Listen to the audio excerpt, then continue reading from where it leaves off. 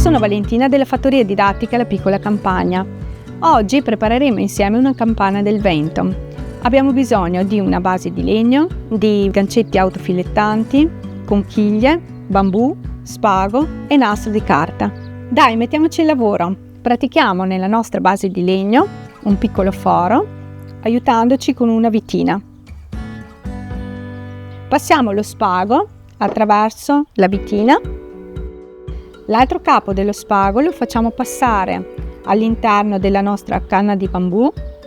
Piccolo trucchetto per aiutarci a far passare lo spago all'interno della canna di bambù: mettiamo del nastro di carta al capo del nostro spago. Ne prepariamo altri 6 o 7 ed ecco la nostra campana del vento. Per dare un tocco un po' più estivo possiamo aggiungere delle conchiglie. Sentite? Ogni campana avrà la sua originale melodia e ci accompagnerà nelle calde serate estive.